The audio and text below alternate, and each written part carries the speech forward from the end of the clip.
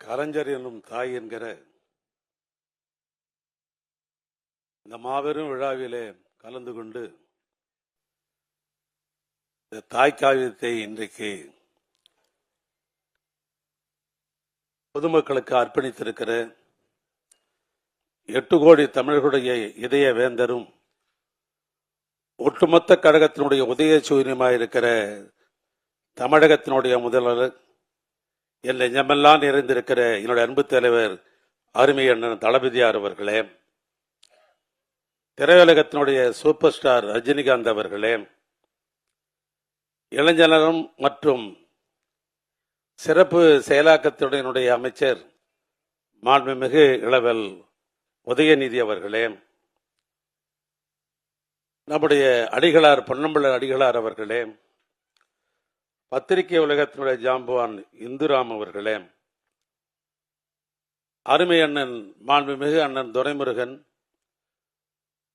கழகத்தினுடைய பொருளாளர் அண்ணன் பாலு அவர்கள், மூத்த அமைச்சர்கள் அருமை அண்ணன் நேரு, ஐ பெரியசாமி, பொன்முடி உட்பட அமைச்சர் பெருமக்கள், நிகழ்ச்சியிலே கலந்து கொண்டிருக்கிற பல்வேறு அரசியல் கட்சியினுடைய தலைவர் பெருமக்கள், பல்வேறு துறைகளை சார்ந்த துறை செயலாளர்கள், அலுவலர் பெருமக்கள், பொதுப்பணி மற்றும் நெடுஞ்சாலைத்துறையை சார்ந்த பொறியாளர்கள், நாடாளுமன்ற சட்டமன்ற உறுப்பினர் பெருமக்கள், என்னுடைய அழைப்பை ஏற்றி வருகை புரிந்திருக்கிற ஆர்வலர்கள், ஆண்டோர் பெருமக்கள், சான்றோர் பெருமக்கள், இந்த புத்தகம் வெளிவருவதற்கு எனக்கு உறுதுணையாக இருந்த அருணை கல்விக் குழுமத்தினுடைய துணைத் தலைவர் தம்பி தமிழ் பெருவத்தான் என்கிற குமரனுடைய அவரை சார்ந்த பேராசிரியர்கள், துறை தலைவர்கள், துணை பேராசிரியர்கள், ஆசிரியர் பெருமக்கள், இங்கே திரளாக கூடியிருக்கிற அருமையண்ணன் தலைவர் கலைஞருடைய உடன்பிறப்புகள், ஒருபடி அதிகமாக சொல்ல வேண்டும் என்று சொன்னால் தளபதியினுடைய தகைசால் தம்பிமார்கள் எல்லாம் கூடியிருக்கிற இந்த அரங்கத்தில் உங்கள் அனைவருக்கும் எனது பணிவான வணக்கத்தை நான் முதலில் தெரிவித்துக் கொள்ள விரும்புகிறேன்.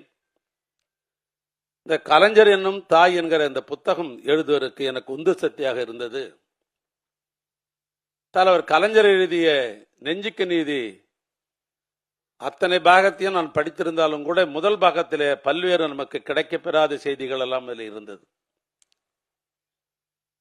அதில் பக்கம் 581 அவர் தமிழ் மொழிக்காக பாளையங்கோட்டை சிறையில இருந்த காலகட்டங்களில் திருநெல்வேலியை சேர்ந்த சைவ சித்தாந்த பதிப்பகத்தார் ஒரு புத்தகத்தை எனக்கு கொடுத்தார்கள்.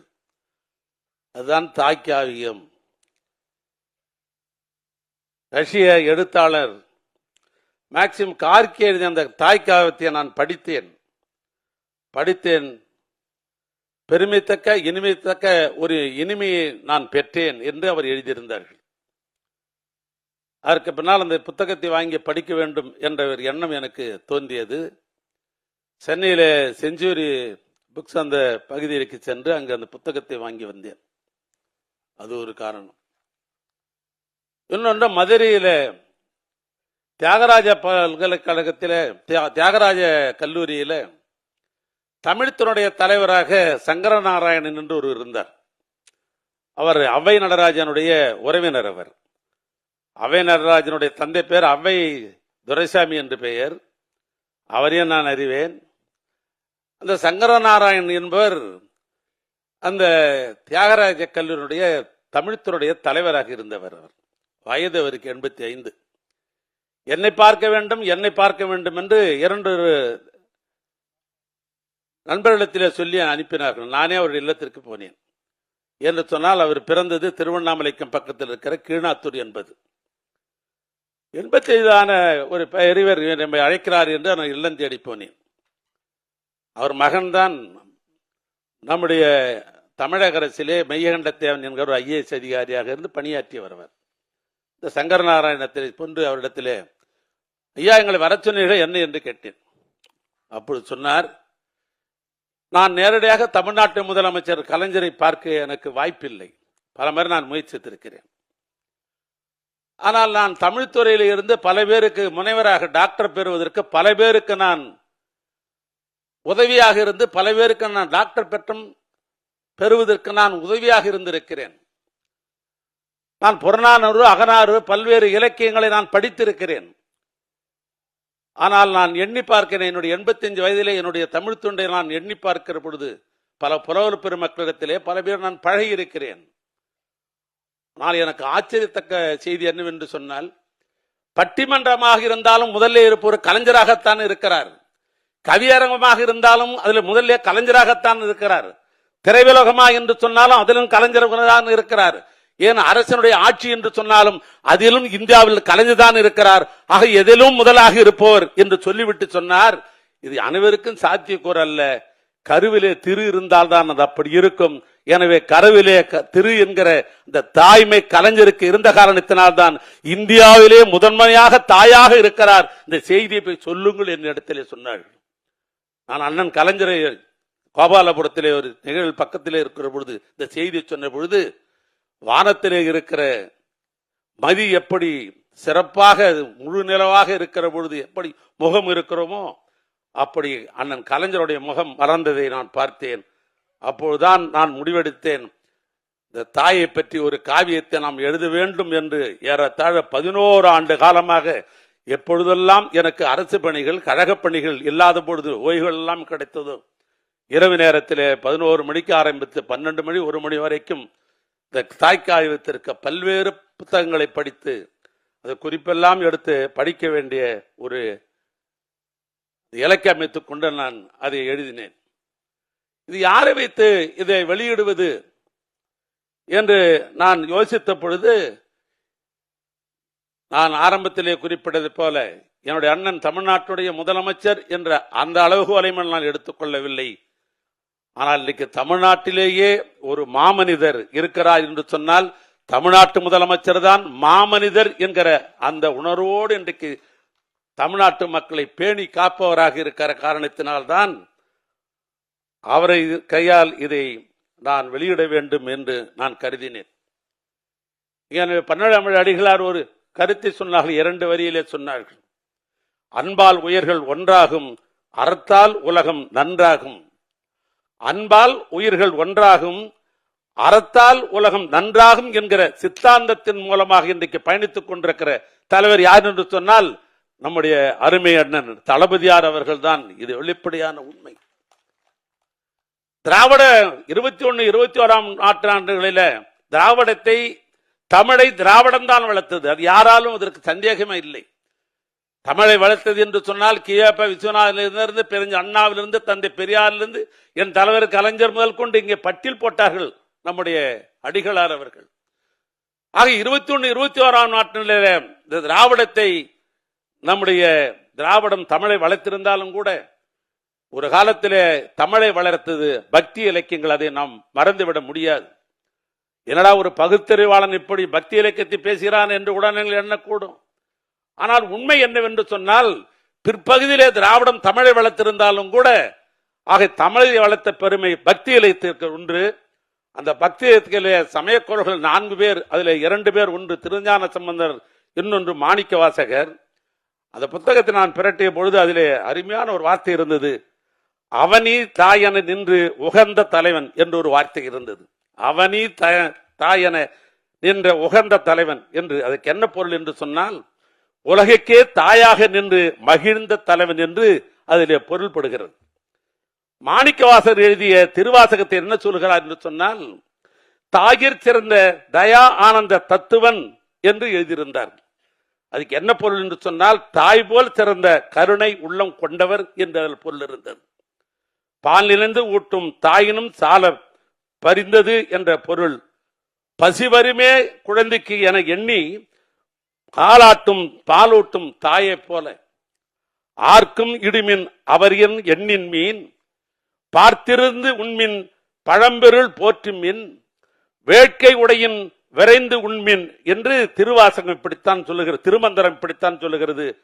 அதற்கு என்ன பொருள் என்று சொன்னால், யாராக இருந்தாலும் வேண்டியவர் வேண்டாதவர், யாராக இருந்தாலும் வேண்டியவர் வேண்டாதவர் என்று எண்ணாமல் உணவை கொடுங்கள், பொருளை வழங்குங்கள் என்று இன்றும் வழங்குகிற அந்த திருக்கரத்தால் தான் தமிழ்நாட்டுக்கு தாயாக இருந்து இன்றைக்கு காலை அரிசுன்றி சிற்றுண்டியை அளித்துக் கொண்டிருக்கிற அவருடைய திருக்கரத்தால், அந்த தாய்மையுள்ள திருக்கரத்தால் தாய்க்காயவத்தை நான் அவர் மூலமாக இது வெளியிட வேண்டும் என்று நான் கருதினேன். எனவே இன்றைக்கு தாய்நாட்டினுடைய தாயாக இருந்து இந்த புத்தகத்தை வெளிக்கொண்டு வந்ததற்காக நம்முடைய அருமையுடன் தளபதியாக இருக்கிற மாமனிதருக்கு என்னுடைய சிறந்தார்ந்த நன்றியை இந்த நேரத்திலே நான் தெரிவித்துக் கொள்ள நான் விரும்புகிறேன். அந்த புத்தகத்தை சூப்பர் ஸ்டார் ரஜினிகாந்த் அவர்கள் முதல் பிரதியை பெற்றிருக்கிறார்கள். சூப்பர் ஸ்டார் ரஜினிகாந்த் என்று சொன்னால் 1975ஆம் ஆண்டு அபூர்வ ராகங்கள் மூலமாகத்தான் தமிழ்நாட்டிலே அவர் அறிமுகமானார். ஏறத்தாழ 49 ஆண்டு காலம். ஆக 49 ஆண்டு காலமாக ரஜினிகாந்த் என்பவர் இன்றைக்கு கலையுலகத்தினுடைய காந்தமாக இருக்கிற காரணத்தினால்தான் இன்றைக்கும் அவர் சூப்பர் ஸ்டாராக இருக்கிறார். எனவே கலையுலகத்தின் காந்தன் நம்முடைய சூப்பர் ஸ்டார் ரஜினிகாந்த் அவர்கள். எனவே அவர்கள் எந்த போன்ற நிகழ்ச்சியெல்லாம் கலந்து கொள்வதே இல்லை. நான் அவரிடத்திலே சொன்னேன், தலைவர் கலைஞரை பற்றி ஒரு தாய்க்காவி எழுதியிருக்கிறேன், நீங்கள் தான் பெற வேண்டும். முதலமைச்சர் அவர்கள் அதை வெளியிட இருக்கிறார் என்று சொன்ன உடனேயே முதலமைச்சர் வெளியிடுகிறார் என்ற அடுத்த கணமே அது எதையும் எதிர்பார்க்காமல் இன்றைக்கு அவருக்கு ஆந்திராவிலே இன்றைக்கு அவருக்கு படப்பிடிப்பு இருக்கிறது. ஆனாலும் கூட வைசாக்கில் அதையெல்லாம் விட்டு நேற்றைய தினமே இந்த புத்தகத்தை பெறுவதற்காக வந்திருக்கிற அவருக்கு என் சார்பாக முதல்ல நன்றியை தெரிவித்துக் கொள்கிறேன். அதே நேரத்தில் ஒரு செய்தியை, நான் யாருக்கும் தெரியாத ஒரு செய்தி, 1999ஆம் ஆண்டு தான் முதல்வன் என்கிற ஒரு படம் வந்தது. ஏன்னா ஒரு திரைப்படத்தில் எனக்கு கிட்டத்தட்ட ஒரு 25 ஆண்டு காலம் அதிலே எனக்கு ஒரு ஈடுபாடு உண்டு. ஏன்னா நான் ஏற்கனவே நான் டிஸ்ட்ரிபியூட்டராக ப்ரொடியூசராக எல்லாம் அதில் இருந்த காரணத்தினால் அதில் அந்த நண்பர்களுக்கு எனக்கு எப்பொழுதும் பழக்கம் இருக்கிறது. ஏன்னா என்ன மாதிரி ப்ரொடியூசராக இருந்தவர் நம்முடைய தமிழ் அண்ணா சிரிக்கிறார், அதுக்காக நான் சொல்கிறேன். அதாவது ஒரு நண்பர் இடத்திலே சொன்னார்கள், முதல்வன் படத்திற்கு எப்படியாவது ரஜினிகாந்த் அவர்களை அது ஒப்புதல் வாங்கி அவரை நடிக்க வைக்க வேண்டும் என்று ஒரு முயற்சி நடந்தது. அவரிடத்திலே வந்து கேட்டார்கள், முதல்வன் படம் அருமையான படம், நன்றாக ஓடும், ஆனால் நீங்கள் அவசியம் இதில் கலந்து கொள்ள வேண்டும், நடிக்க வேண்டும் என்று கேட்டிருக்கிறார்கள். அவர் ஒரே வரியில் சொன்னாராம், தமிழ்நாட்டிலே பெரியவர் ஆண்டு கொண்டிருக்கிற பொழுது நான் அதில் நடிப்பதற்கு எனக்கு உடன்பாடு இல்லை என்று. அண்ணன் கலைஞர் தான் பெரிய உள்ளத்தோடு பெரியவர் ஆண்டு கொண்டிருக்கிற பொழுது அந்த தலைப்பிலே நடிக்க மாட்டேன் என்று சொல்ல, அந்த பெரிய உள்ளத்திற்கு மீண்டும் ஒரு முறை என்னுடைய நன்றியை நான் தெரிவித்துக் கொள்ள நான் விரும்புகிறேன். இங்கே வரவேற்பு நிகழ்த்திய நம்முடைய அன்பிற்குரிய நம்முடைய இளவலவர்கள், திராவிட இயக்கத்தினுடைய 5ஆம் தலைமுறைவர். நாம் இப்படிதான் பட்டியல் போடுகிறோம். திராவிட இயக்கம் என்று சொன்னால் தந்தை பெரியார் முதல் தலைமுறை, பேரறிஞர் அண்ணா 2வது தலைமுறை, என் தலைவர் கலைஞர் 3வது தலைமுறை, நற்றமிழ் நாயகர் தமிழ்நாட்டை திராவிட மாடல் ஆட்சி நடத்திக் கொண்டிருக்கிற என் அன்பு தலைவர் 4ஆம் தலைமுறை. இந்த திராவிட இயக்கத்தை 50 ஆண்டு காலத்திற்கு கொண்டு செல்வதற்காக இன்றைக்கு புறப்பட்டிருக்கிற இளைய சமுதாயம் நம்முடைய உதயநிதி திராவிட இயக்கத்தினுடைய 5ஆம் தலைமுறை. நான் முகத்துதிக்காக சொல்லவில்லை, தமிழர்களுக்கு செய்ய வேண்டிய பணிகள் ஏராளம் இருக்கிறது. அதற்காக அடையாளம் காட்டிருக்கிற தமிழ்நாட்டு முதலமைச்சருக்கு, இங்க வந்திருக்கிற நம்முடைய அண்ணன் கலைஞருடைய உடன்பிறப்புகள் அத்தனை பேரின் சார்பாகவும் முதலமைச்சருக்கு நான் ஒரு நன்றியை தெரிவித்துக் கொள்கிறேன். அதே நேரத்தில் இளைஞருடைய எழு ஞாயராக இருக்கிறார், வருங்கால தமிழ் சமுதாயத்தினுடைய விடிவெள்ளியாக இருக்கிற அருமை நம்முடைய இளவலவர்கள் இந்த நிகழ்ச்சியை ஒற்றுக்கொண்டு என் சார்பாக இல்லை, என் குடும்பத்தின் சார்பாக இல்லை, நம்முடைய கழக குடும்பத்தின் சார்பாக இந்த நிகழ்ச்சியிலே கலந்து கொண்டு வரவேற்பை நிறுத்தியதற்காக அவருக்கு என்னுடைய நெஞ்சார்ந்த நன்றியை தெரிவித்துக் கொள்ள நான் விரும்புகிறேன். அதனைத் தொடர்ந்து இங்கே பொன்னம்பல அடிகளார் அவர்கள் இங்கே சொன்னார்கள், உண்மைதான், அவரை நாம் அழைக்க வேண்டும் என்று நாம் நினைப்பதற்கு என்ன காரணம் என்று சொன்னால், இதற்கு முன்னால் இருந்த அடிகளார் அவர்கள் அடிக்கடி திருவண்ணாமலைக்கு வருவார்கள். திருவண்ணாமலைக்கு வந்து ஒரு முறை அவர் திருக்குறள் மாநாடு நடத்தினார்கள். இந்த திருக்குறள் மாநாடுக்கு ஐஜியாக இருந்த ஸ்ரீபால் அவர்கள், ஸ்ரீபால் வந்தவாசியை சேர்ந்தவர், அவர் எங்களுடைய மாவட்டத்தை சேர்ந்தவர். அதுல அந்த திருக்குறள் மாநாட்டிலே பெரியவர் கொண்டக்கொடிகளுடைய தலைமையில அந்த மாநாடு நடைபெற்றது. எனக்கு அப்போது வயது 32 வயது என்று நான் கருதுகிறேன். அதில் ஸ்ரீபால் அவர்களும் நானும் 2 பேரும் இளைஞர்களாக அந்த மாநாட்டிலே கலந்து கொண்டு பேசுகிற ஒரு வாய்ப்பு கிடைத்தது. அந்த வாய்ப்பை பயன்படுத்திக்கிட்டு திருக்குறளை பற்றி நான் அதிகமாக பேசிய பல செய்திகள் எல்லாம் சொன்னேன். என்னை கூப்பிட்டு தட்டி கொடுத்து கொண்டிருக்கிறார்கள், இப்படி திருக்குறள் எப்படி இருக்கிறா, இது தொடர் என்று சொன்னார்கள். அதிலிருந்து நான் திருக்குறள் தொடர்ந்து நான் படித்துக் கொண்டிருக்கிறேன். அவர் திருவண்ணாமலைக்கு வந்தது காரணம், அவர் சொன்ன காரணமே இந்த குன்றக்குடி என்பது எப்பொழுது வந்ததுதானே ஒழிய அது திருவண்ணாமலை ஆதீனம். இந்த திருவண்ணாமலை ஆதீனத்தை விட என்ன சிறப்பு என்று சொன்னால், அந்த பெரியவர் காலத்திலும் சரி இவர் காலத்திலும் திராவிடத்தையும் ஆன்மீகத்தையும் ஒன்றை 2ஆக பேசுகின்ற அடிகளாக இருக்கிற காரணத்தினால்தான் கழக நண்பர்கள் எப்பொழுதும் உங்களை போன்ற அடிகாரர்களை நாங்கள் விரும்புகிறோம், உங்களை போன்ற அடிகாரர்களை. எனவே அந்த அடிப்படையில் இந்த நிகழ்ச்சியில ஏன்னா காலையில தமிழ் கடவுள் என்று சொல்லப்படுகிற முருகனுடைய மாநாடு பழனியில் நடைபெறுகிறது. எனவே அந்த மாநாட்டிலும் ஆன்மீக மாநாட்டிலும் கலந்து விட்டு இங்கு அறிவுபூர்வமான ஆன்றோர் பெருமக்கள் இருக்கிற சான்றோர் பெருமக்கள் இருக்கிற இந்த மாநாட்டிலும் கலந்து உரையாற்றிய உங்களுக்கு என் சார்பாக எனது நன்றியை தெரிவித்துக் கொள்ள விரும்புகிறேன்.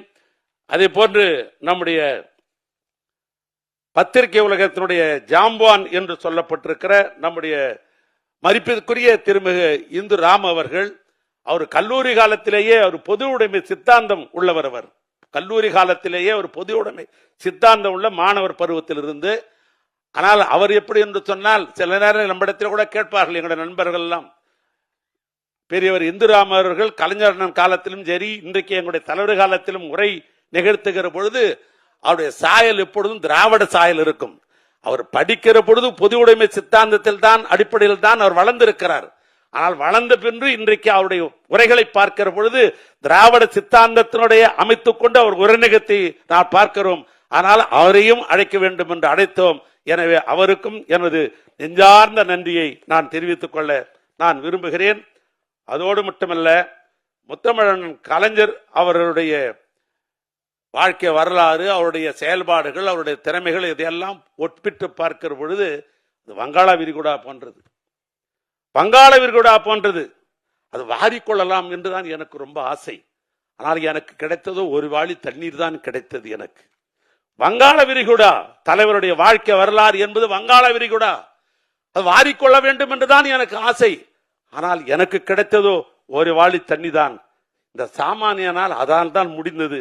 அந்த வாளி தண்ணீர் தான் உங்களுக்கெல்லாம் பருகி இருக்கிறேன். நிறைவிருந்தால் போற்றுங்கள், குறைவிருந்தால் பொறுத்துக் கொள்ளுங்கள். கலைஞர் புகழ் என்றைக்கும் வாழ்க வாழ்க வாழ்க என்று சொல்லி நிறைவு செய்கிறேன். நன்றி, வணக்கம்.